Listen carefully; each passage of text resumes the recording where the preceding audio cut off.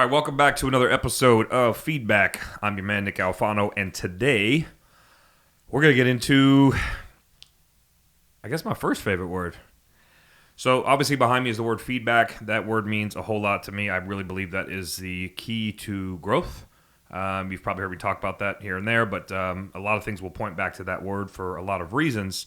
But I want to talk to you about December 12th, 2018, and why I believe, after several conversations with our Creator, with God Himself, that I was put here to walk men through understanding fully this one word that I'm about to share with you. And on December 12th, 2018, I had a moment that kind of pierced my soul, and as a result, I started down this journey, which really led to this podcast that we're here doing today. So that word is truth. And on December 12th, 2018, I was in a room with about 1,600 other men and really forced to hold up the mirror and process my truth for the first time in my life.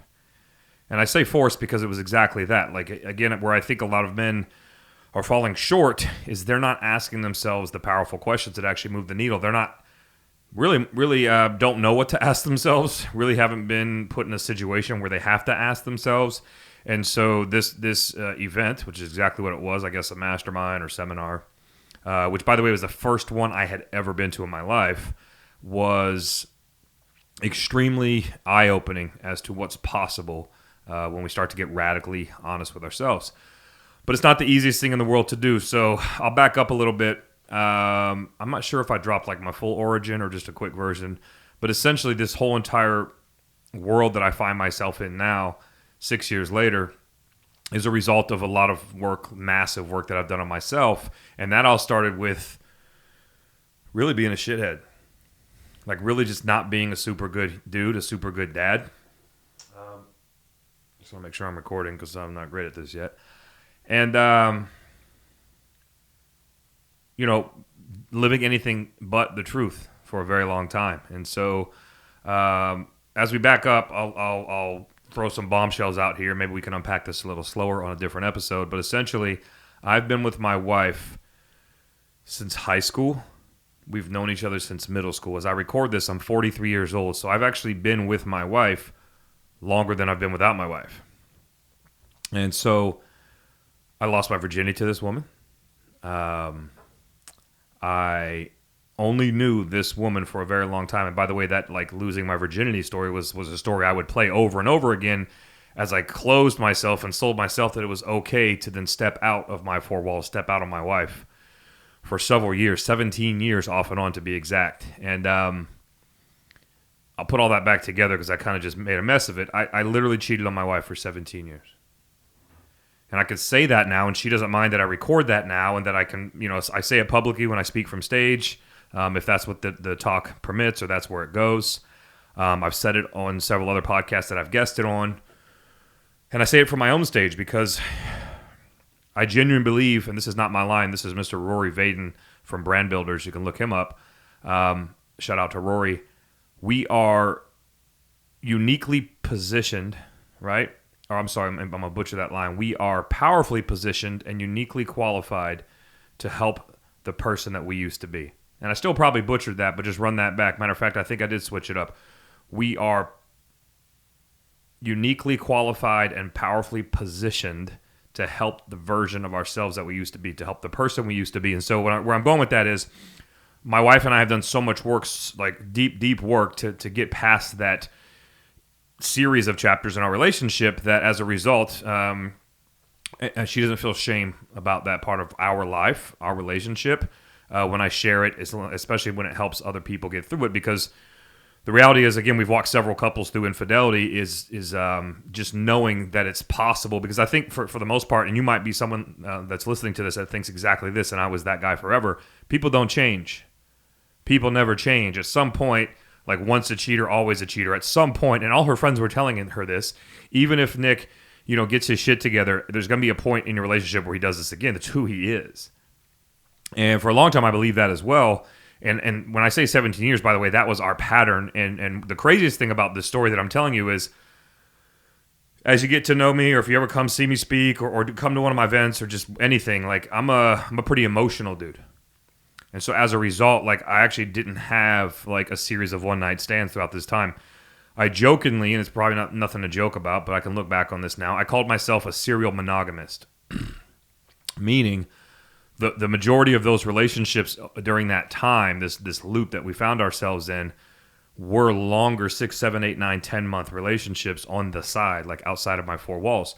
And for the record, for those of you listening to this, for my men listening to this, that's way worse than a one-night stand. Because, and this isn't giving anybody who's had a one-night stand an out, but in my experience, walking several couples through this, obviously going through it myself, most women can somewhat rationalize the physical nature of having sex with another woman more so than giving up the best of you, right? You know, the first time you enter a relationship, that courting phase, that, you know, really the first year or so, or 6, 7, 8, 9 months, which these relationships were lasting, you're giving this person like the best version of you. It's kind of like the version you want them to see. It's all the best pieces of you. And then I'm coming home and my wife is getting scraps. She's getting whatever's left. And the craziest thing about what I was up to, by the way, was I feel like this, and I think my wife would agree for the most part, I didn't really let up at the house, meaning I was just, I don't know how to explain this. I was kind of all over the place with it. Like obviously I wasn't giving myself completely to my wife at the time, but I was not so obvious about it where I didn't like talk to my wife for 4 months while I was being a shitty husband. I don't know where I'm going with that other than to say, you know, for those of you that maybe are listening to this and it's kind of striking a nerve, number one, hit me up. We can have that conversation. I'd love to walk you through it because there is light at the end of the tunnel. I can actually tell you from experience with walking others through it that every single person we've helped through this journey has had a positive ending. Now, don't get that twisted. Positive ending doesn't always mean they stay together, and that might scare some of you. But in reality, you figure out a whole lot of who you are and who the other person is and whether or not you should be together in the first place. Our actual statistics are everyone stayed together, so I can tout that, I guess, from this call. But we go into it with so here's one right now. I'll have a guy come up to me during a live event, especially if I've told my story and it resonates. Like if I've talked on stage, or sometimes my wife comes up with me and sits right next to me. We talk about this. And it will give a man courage or permission. And a lot of times he actually wants to talk to my wife because he's more terrified that if he goes home and finally owns his truth and lives in his truth, that obviously she's going to leave him. And one thing I'll tell you guys that are maybe having that thought, and here's the thing, most guys are like, I had a guy actually tell me he would not join my program because he thought, I don't know if he said it was weak, I'm trying to think of the exact word. He basically lost respect for me when I came clean to my wife. So obviously that guy's not for me. He would never be a good fit for what we do. But the reality is a lot of guys listen to this and they're like, no way. Like, you know, what's the term? What she doesn't know won't kill her. You know what I mean? I'm not doing it anymore. I'm not that guy anymore. So why would I? Especially like I've had people that, you know, they cheated 4, 6, 7 years ago. They're like, I'm not telling her that. Why? I'm not that dude anymore. Why would I want to go and reopen some wound that for all intents and purposes was never open to begin with and could do massive damage? I completely disagree with that. I wholeheartedly disagree. My theory being, until you can tell your wife every single thing ever on the planet Earth, and I'm not saying you just puke it up on her, but there are certain approaches to this, you're never going to fully get all of her back. And if you guys are in this thing forever, which you should be if you married her, it is very difficult when you're 75 and you know you've got 6, 7 skeletons in the closet, and you might think they're so old, what's the point? I'll argue that all the way up until age 75, you've never, ever fully been you in front of her. And for that reason, that vibrational frequency you've been bringing to the table has allowed her to never fully show up 100% as well. So where I'm going with this is simple. A lot of my guys are hesitant or freaked out or no way I would have that convo. Or, you know, again, they relate, when I have this conversation with wife, she might leave. Well, that's cause and effect. But what I would have you consider, for those of you listening, and this isn't really an episode about infidelity, but it's turning into that. I'd have you consider that if your wife leaves you when she finds out, well, you've already done the damage. You did the damage the day that you stepped out of your 4 walls with another woman. So that particular action 3 years ago, 3 months ago, 3 days ago, that action is what potentially caused your wife to leave you, divorce you, separate, etc. It's not the telling her. So I coach a lot of my guys through this thing called the conversation where, in our experience, most women want every detail, no matter how graphic. Usually the version that's going through their head is 10x worse than what likely would happen for most men. And so you have to put that to bed with whatever information that they ask you for. And I always refer to mine as a Mike Tyson fight. Like literally, I'm 240 pounds. My wife is, $110, $112. And she is asking me questions that I know when I deliver this answer, it's going to hit. It's going to hit like a Tyson punch, right?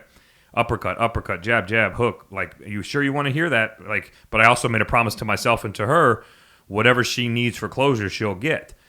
And I won't go into details on that conversation, but I will say again, having spoken with several couples who have had that conversation, typically it'll be the hardest conversation you ever have, but the wife wants insane amount of like minute details because, again, A, she wants closure, B, she just wants to know that the crazy shit in her head likely is not the reality, and I promise you this stuff in her head is worse than likely what you did.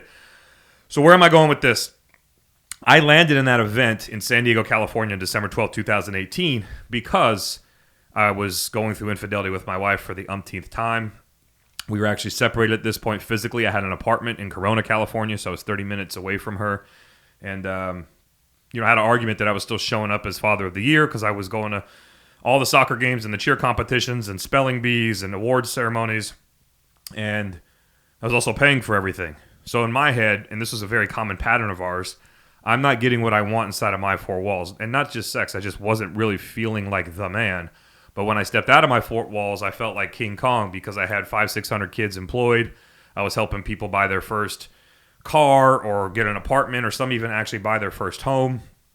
And so a lot of people had, I guess, adoration, for me. I felt good. I felt my addiction was affirmation. So I felt like, man, this is really affirming, self-affirming for the rest of the world to just tell me how awesome I am for providing opportunities and helping them win. Why am I not getting this at home? And essentially, I had a soccer dad, a good buddy of mine. His name's Kyle. I'll leave it at that. But he recognized wife and I were showing up to games separately, driving separate, et cetera, which is kind of a no-brainer, right? And you kind of go, okay, these guys are not doing well, or they're separated, et cetera. They do everything together. All of a sudden, they're not doing anything together. He approached me. He invited me to this event, and I laughed at him because I never have done anything like this in the form of like personal development, bro. And I said, man, that woo-woo shit's not for me. I don't walk on hot coals. I don't meditate. I don't journal. Like, miss me with that one. He said, hey, man, just take a look at it at least. Like, look at it. And he kept, like, kind of peppering me, right? And I was like, all right, dude, I'll look at it. And he literally said this. Maybe this is what finally, piqued my curiosity. He said, it's actually a little too aggressive for me, but I think it's right up your alley. And I'm like, what does that mean? Like, so I started to look at it, and I was like, okay, I see it. He's like, just go with me day one. It's a 2.5-day thing, or maybe it was 3 days. He's like, just go check it out with, sit right next to me day one. If you don't like it, bounce. It's an hour from your house. So I drove down there, and within the first 20, 30 minutes of the event, 1,600 men in a giant room in a hotel in San Diego, California, are doing push-ups face-to-face. I don't know this dude, so yeah, I went with my buddy, but they make you, mix it up in the room. So we're doing push-ups, and as you come up, you have to make eye contact with another grown man and scream, and I mean like spit yell, I am a fucking liar. And we did that over and over again, and a lot of guys didn't want to do it. Some guys left the event. Some guys left the room. Some guys didn't want to say the words. Obviously, some guys don't want to cuss. I can respect that. But the reality is it was one of the most uncomfortable things ever. And, at your core, you don't want to believe it. And you're like, okay, guy, like, you don't know me. Right? My ego says I'm not a liar. I'm not a liar. I'm awesome. Are you kidding me? And this was all male event, mostly entrepreneurs. So guys like doing something, male entrepreneurs. A lot of guys were married and had kids. And he opened up the event this way. By the way, I'll give you the event, and the gentleman's name is Warrior Con 3. The gentleman that ran the entire thing top down is Garrett J. White. And several speakers came. Russell Brunson was there. I mean, the list goes on. There were some pretty heavy hitters in the room that came to speak over 2.5 days. But Garrett White said one sentence from stage, and it was on December 12, 2018. I don't remember the exact time, but I still have the notes in my journal. And he said this sentence: in a world full of liars, the truth is a declaration of war. And I wrote that down because, like I said, it literally pierced my soul. Like I literally felt like it pushed me back in my chair. Again, 1,600 men. I was probably, I don't know, 3 or 4 rows back. I had some cool guy seats because we knew one of the speakers who actually became my best friend and mentor, Nick Long. But essentially, I felt like everything slowed down for a second. I felt like he was talking directly to me. Some of you maybe have experienced this. Like now that I talk from stage, I've had guys come up to me at the end and say, like, I feel like you were telling my story, So it was very powerful when he said that. And at the time, I was an attorney, so I had my debt collection business, 23 locations, 600 kids on phones. Basically, I had a license plate that said mailbox money. I was making passive income, really good money, 7 figures. Woohoo.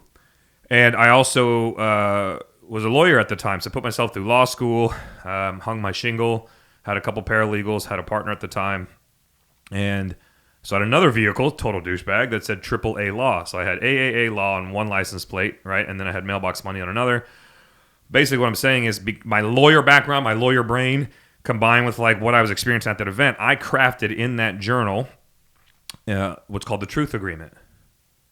And so from that date, and it wasn't very neat. I've gone back since and I've edited it, but it's cool to see the original. I basically committed to myself that I would never tell a lie ever again. And let's go out there and FAFO. Let's go fuck around and find out. Let's see what happens when you just say, look, I'm going to tell the truth on everything. Because here's the thing, gentlemen listening. You're not that cool. It's going to sting. You're not that fast. You're not that tall. You're not that strong. You don't make that much money. But you walk around because you're so tied up in your identity is what other people think of you that you constantly flex and you add. Like we call it peacocking or puffery, like puffing out your chest. Like, so I literally only deal with men right now, and I bring them into a room and I run all male events, and I watch this. And we do like self-assessments when they're coming in, and everybody inflates their numbers like the end. Because you don't know the other guy that you're about to meet, and especially if you're a business owner, so you're going to bullshit your revenue. You're going to bullshit the fact that you're about to leave your business for 2.5 days and it's going to operate just fine without you. You're going to bullshit how your relationship is with your wife. I can tell you right now, 90% of men that come to my event, their wives do not initiate sex. It's a fact, Jack. But they'll never say that because then they feel lesser than. So what I'm saying is, it is like in everybody to lie. Matter of fact, this is going to happen on my podcast, so keep an eye out when I have guests because it triggers them and it's fun for me. And not to be like a dick, it's just like I want people to understand I was put on this earth to help dudes tell that one word, to understand what that word is, to walk in truth, to live truth, to become, to be truth. And what does that look like? This is a fun one, and once I bring this to your attention, you're going to hear it like crazy. One of the most common like turn of phrases, I shouldn't say one of, there's multiple versions of this. It's in everybody's vernacular. People, there's commercials that like type it out and the guy says it. If you listen to multiple podcasts or YouTubers, you'll hear them say it left, right, and center. You probably say a version of this. It has become just common vernacular, not only in the U.S., but anywhere English is spoken. I don't know how to say it in every other language, but I should probably learn. Here's a few of them. To tell you the truth, full transparency. Well, if I'm being honest, well, to be honest with you, truth be told, well, the truth is, truthfully, I'm not gonna bullshit you. Like, what are we doing? Like, those are normal. Like, to be honest, is probably the biggest one. You'll hear it. I'm telling you, you're gonna hear it come out of your mouth now. So I've got members all day long. So where am I going with this? I actually do this every single time someone says something that indicates a lie. And those are the easiest ones to catch. So now that I've said this, watch how hyper aware you're going to be. So I may have a guest in here. I may be working with a member. We could be on a one-on-one, or I could just be having a conversation with the dude, I don't know, at the sandwich shop. Is that a thing? I don't eat sandwiches. But the reality is, if I hear something, this has been my life for so long now, I literally just do this, and I'll keep talking to you, and you'll think I have a tick or something's going on. Every once in a while, and again, I'm 240, maybe it's the tattoos, I don't know. Most people don't have the balls to ask me why I'm doing it. If I do it enough, then they'll be like, hey, man, what is that? And then I have to tell them, right? So I don't tell them right out of the gate, but I just keep doing it, hoping that it will, provoke an inquisitive, a question. And I say, look, like, you're using things, like, let's unpack this for a second. If I say, to be honest, Most people do it to stop a conversation or start a conversation or to draw you in. Like, hey, you know what? To be honest with you, and what that says at a subconscious level, so you can get triggered right now if you say this all the time and say, come on, man, they don't mean nothing. It's just a thing. People say it. At a subconscious level, this is how common lying is in our country, and again, anywhere that the U.S. or the English is spoken. It is so normal. You're going to hear it 30 times today. Like, I know you will, a version of it. So when I say to be honest, and then I start talking, what that tells me is at a subconscious level, everything else that came before that might have been bullshit. But I really want you to lean in this time because I just said to be honest. So it's about to get real truthful, bro. About to get real honest, bro. To tell you the truth, to be honest with you, honestly, well, full transparency, Nick, fuck you. How about that? The truth triggers. When I first went down this journey, so let's go back real quick, December 12th, 2018, I think we can all agree, like, or at least we've heard of the rule of five. And the rule of five basically states, like, you become the average of the 5 people you associate with most. So if you want to be a real estate investor, go find 4 real estate investors and hang out with them all day. You'll likely become a real estate investor. You want to be an alcoholic, go hang out with 4 alcoholics. So as a man that stepped out on his wife regularly, who do you think I was associating with? And this episode's probably going to stir something up. I've never walked up to someone's wife in my life and said, hey, your dude sucks, he's cheating on you. But I can tell you, most of the men I hung out with were cheating on their wives.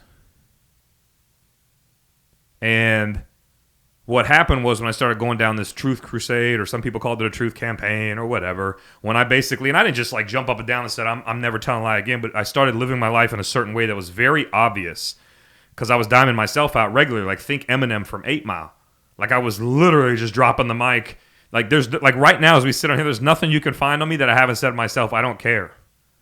And you probably will find some ugly stuff. Like, that's old me. I heard an amazing quote not too long ago that said, trying to talk shit on old me is like trying to rob my old house. Like, I don't live there anymore. That's not my stuff.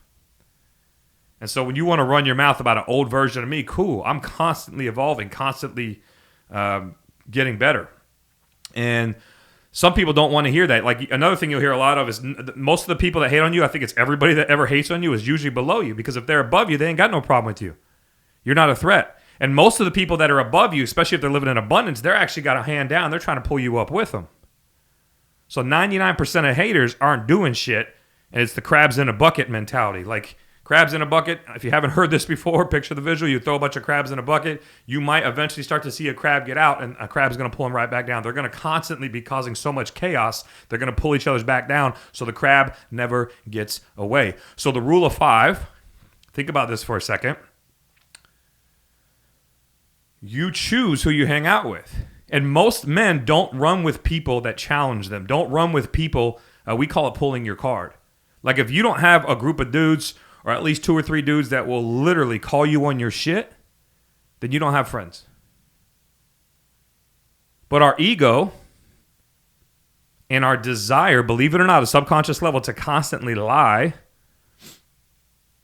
and flex and put on a show, even with our close friends, keeps us in that circle where we're never challenged for growth. For example, there's this covert contract between you and your homies right now that says, hey, you buy my bullshit and I'll buy your bullshit, and we'll never really call each other out, but we'll know, you know what I mean? And as a result, we'll never grow. For example, I know for a fact I was there that night when you told your wife you were going to fix the fence by Saturday at noon. And here you are bitching to me Saturday at 5 o'clock because your wife won't give you any sex because you refuse to do the basic honeydew list that you've been saying you're going to do for 6 months. But you committed to her, and you gave your word out loud in front of several people, myself included, and you couldn't even honor your word. You couldn't do what you said you were going to do when you said you were going to do it. That's the only way to get the power back, gentlemen. And so as a result, you come to me and you say, man, it's some bullshit. Wifey ain't doing it. I might step out the house. She's not treating me the way I should be. Like, I'm the man. I pay for this. I keep the lights on. And she keeps, running on about some bullshit, little teeny task. Like, why don't we just pay someone to do it? Like you said you would do it, my man. And you didn't do it. And as your friend, I'm going to call you to task. I'm going to pull your card and say, yeah, man, but I was there We were all having drinks and appetizers, and we were chilling the other night, and all the wives and husbands were there, and she was getting on you, and you said, no problem, I'll knock it out Saturday at noon. And here we are Saturday at 5 p.m., and we just cracked a beer, and we're watching the game, and you're running your mouth because your wife's pissed off. Now, most of your friends would co-sign on your bullshit. Yeah, you're right, man. Yeah, she the wives are always nagging. Oh, yeah, that's some bullshit. She won't, give you some. Does she know what you do? You're the man. And they sit there and they co-sign on your shit. And that doesn't help you. It doesn't serve you. So you need to get some friends, A, that you respect, that if they pulled your card, you wouldn't have a problem. But also that you could pull their card and they won't have a problem. Like, you're calling these people to rise. Like, a good friend's not attacking you. He's attacking your walls. He's attacking your stories. He's attacking that version of you that is stopping you from winning. That liar version of you that promised everybody it would get done, didn't honor his own word, but wants to play victim right now. And he'll stay in that cycle because his homie will co-sign on him left, right, and center. That's the problem.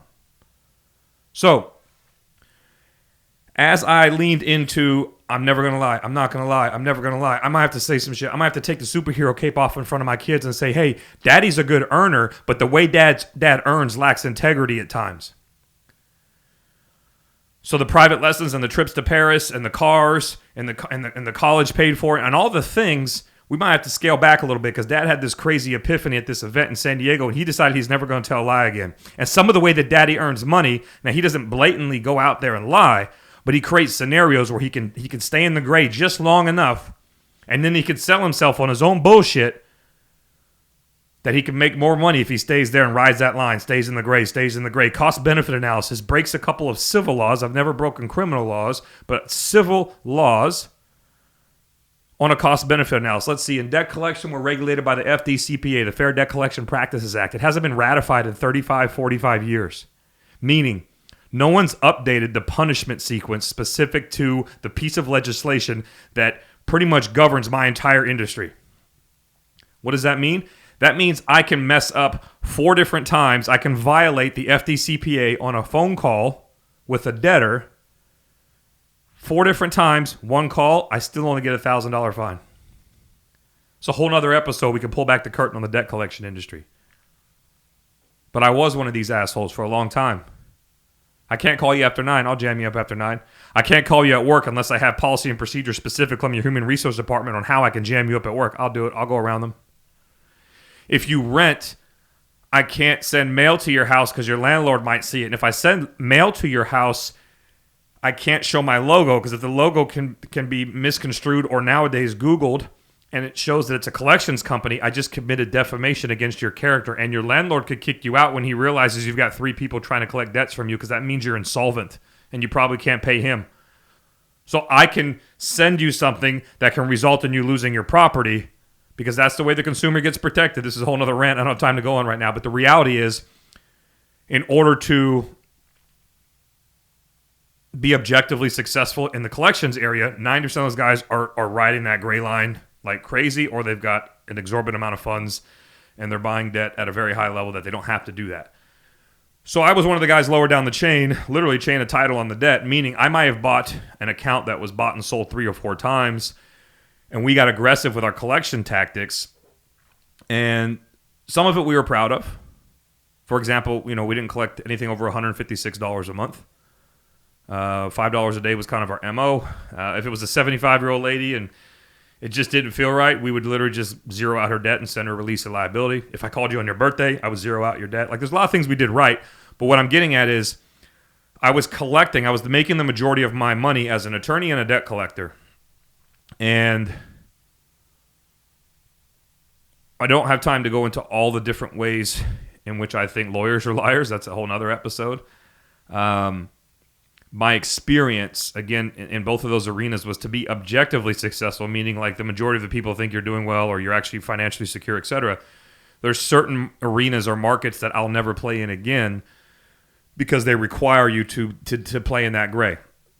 So I walked away from both of those. I started this thing called The Program. I've been helping dudes for 6.5 years. Just be better human beings. And as a result, I can help you make more money, but you got to have integrity. You have to live by this code. We're going to get to that in a second, how important this word is.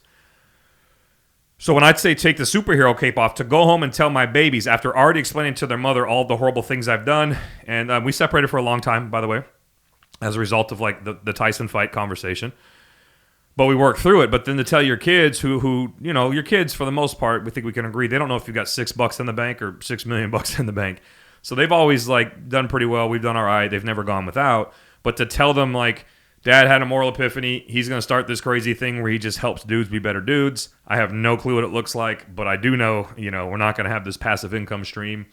We're not going to, essentially be anywhere near as financially successful as you've been accustomed to since you've been on this planet Earth.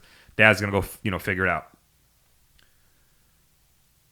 In addition to the hard family conversations, I think you can imagine all of my friends, if I circle back to that, and sorry for jumping all over the place, I lost all of them as well. But the beauty of that is I lost all of the quote-unquote friends or people that I thought I had in my circle. I lost all of them only to gain all of the new people that I needed in my circle. So like as a result of going to my first like personal development event, if you will, I'm always checking this thing. I started to hang out with guys that were actually doing something with themselves and in a positive vein of form. Like they were trying to help people. Yeah, a lot of these guys make a lot of money. I've got a lot of friends that make a shit ton of money. But the cool thing about these people that align with my core values is they make a lot of money with the intent of course, having nice things, providing, a quality of life for their wife and kids, but then giving back as much as possible, helping people as much as possible. And so, in addition to the truth agreement, I also codified it. All right, I created a code. Again, a crazy lawyer brain at the time. And I'm going to walk you guys through what essentially make up the 5 rules that then get codified into the code. And this is like the principle and the ethos of my movement called the program. And the reason I'm giving these to you, by the way, you can adopt them, obviously, quick and easy. But at least consider as I go through this acronym called truth and why it's important to me in terms of the code. Just consider, like right now as you listen to this, do you have a set of core values or do you have a code that you live by? It's like a guidepost. Like you're always going to be faced with decision after decision after decision. And you might find yourself kind of veering off course, and you can always check it against this guidepost called your code or your set of core values. And the reality is if it's not in alignment with those, right? If it violates your code or it's out of alignment with your core values, it's a non-negotiable no. You just don't do it. You don't associate with those people. You don't take that opportunity. For example, since I've been helping male entrepreneurs scale and exit and crush their companies and make a ton of money, I've had a lot of opportunities, to take certain people into my program that could easily afford me, but they're not in alignment with our core values. But they're not going to live by my code. I've had opportunities as a successful entrepreneur, built a couple 8-figure businesses, to work with other people that are kind of stuck at 6 or 7 figures trying to get to the next level. They want to bring me on as whether it's on their board or an equity partner, rev share agreement. Like I've had a lot of people pitch me a lot of things because of my history, my skill set, etc. But I don't look at it like old me would have been like, cool, whiff them. What's in it for me? WIIFM. What's in it for me? 13%, 27%, 40%. What do I got to do? Show you all my sales skills, train some people, give you some SOP, build your systems. Cool, done. Like I would just jump in as soon as I saw dollar signs. But now it's like, who's this dude asking? What's crazy is now I bring him around my wife. We go to dinner one time. And just like Gladiator, and the thing is, she's been right 100% of the time. We've been together 27, 28 years as I film this episode. If I want to, I only see good in 90, like everybody. I just see, oh man, this is going to be awesome. We're going to make so much money. I'm really good at business. I've got the Midas touch, was my old ego. Like this guy's already doing this. My strengths complement his weaknesses and vice versa. We're going to go crush it, babe. I'm really excited for this joint venture. Cool, let's go to dinner. Nah, because you're just going to pick it apart. You're going to find all the, right? That was the thing. For the last, I would say 6-7 years, maybe longer, I've put my wife as the filter between myself and any business opportunity. So filter 1 is core values and code. Even if they pass that test and I'm in love with it and I'm excited, my wife is primarily Native American, and I don't know how much I believe in her skills, but I can tell you right now I believe in her track record, and her track record is 100%, not 99. Not 98, 99.8, 100%. If she has a bad vibe or about feeling about somebody, that's it. So just like the movie Gladiator, we'll go to dinner, dude will leave, and sometimes he's got his wife with him, right? But the dinner's over, we go back home, and usually either on the drive or right when we get in the door, I'm like, give me your feedback, right? And it's as simple as this: boom or boom.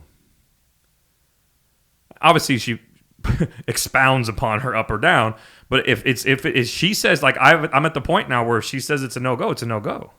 The end. So my wife is 100% my filter when it comes to, like, I get excited, I want to do business, we're gonna build some big things, we're gonna help some people, and she's like, nah, he's not the one. Trust me, he's got taker energy. Now something didn't feel right. Right? So anyway, I completely digressed there. Let's get into this acronym called the code, and essentially TRUTH, just like it's spelled. So we live and die by the truth. I make all my guys basically commit to this truth agreement.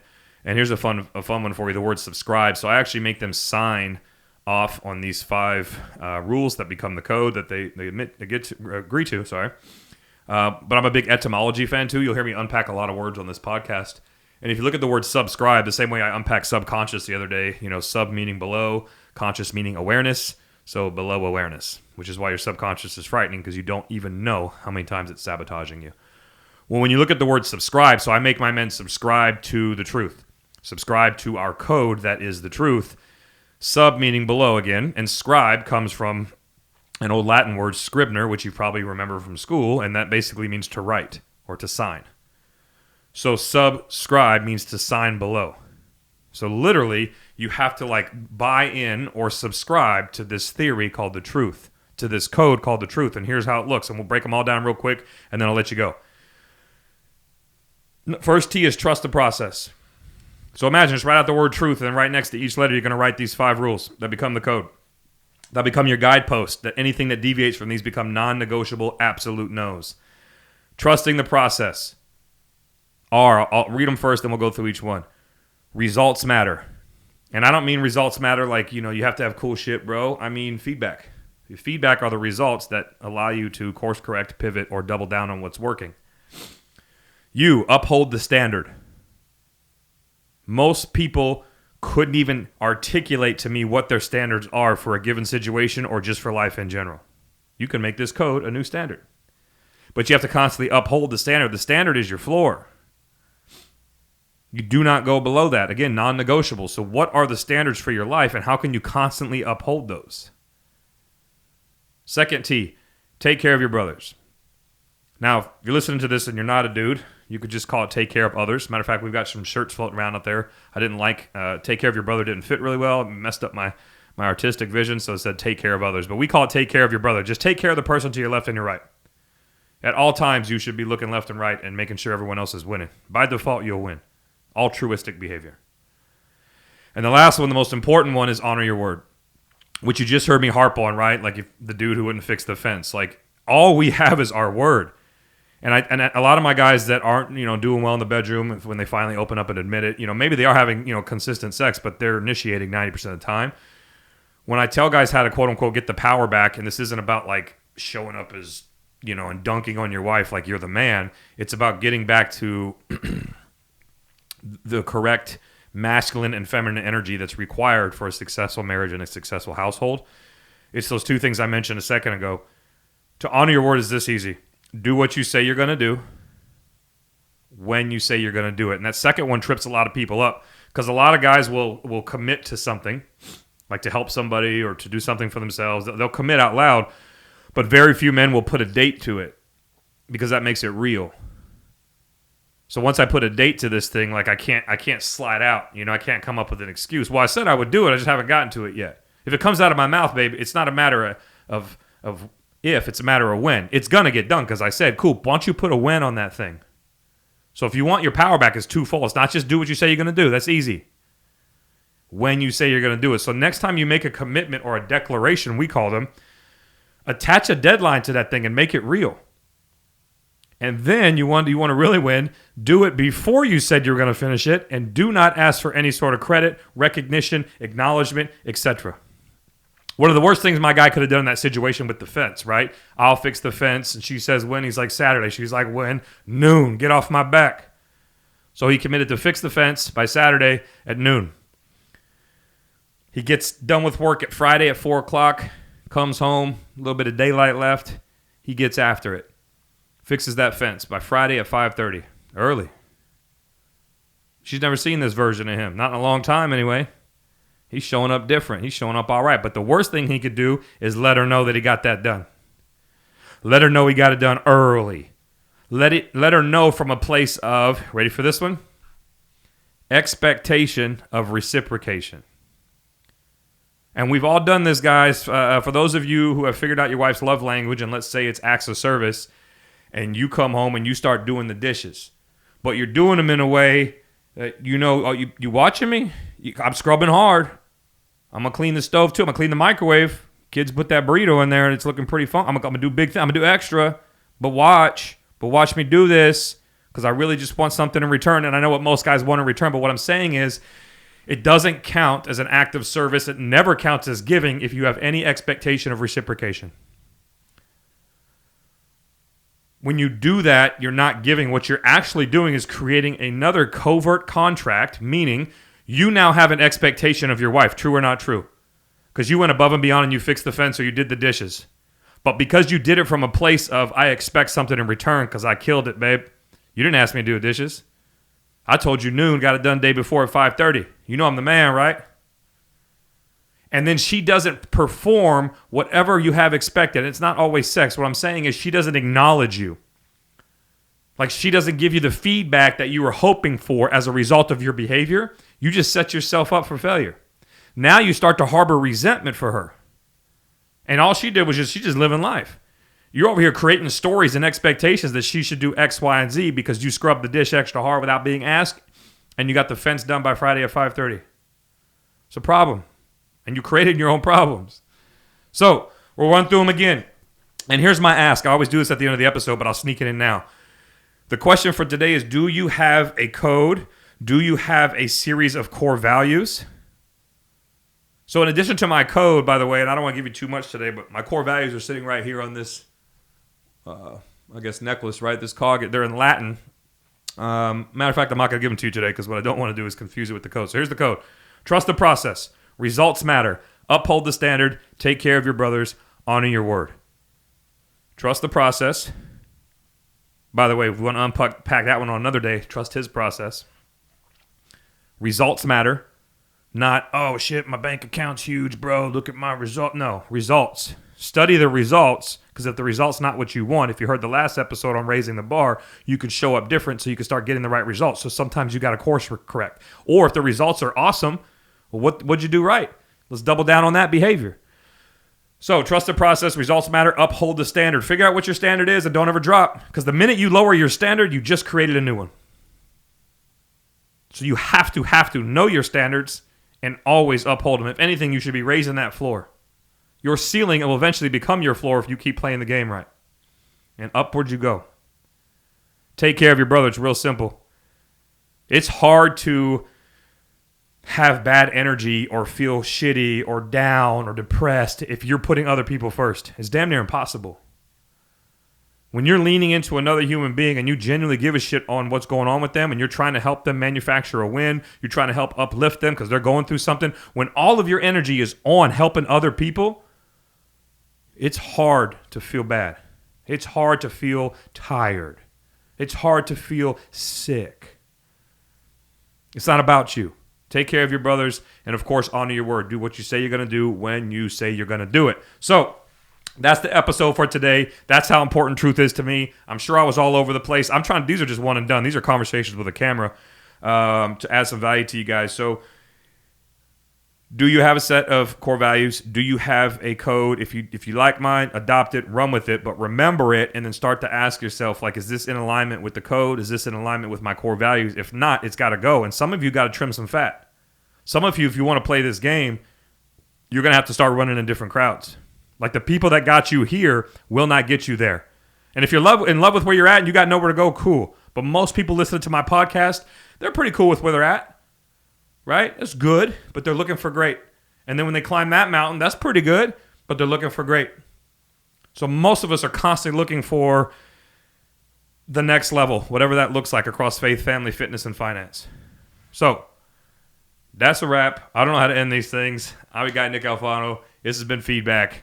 Do the work, and I'll see you on the other side.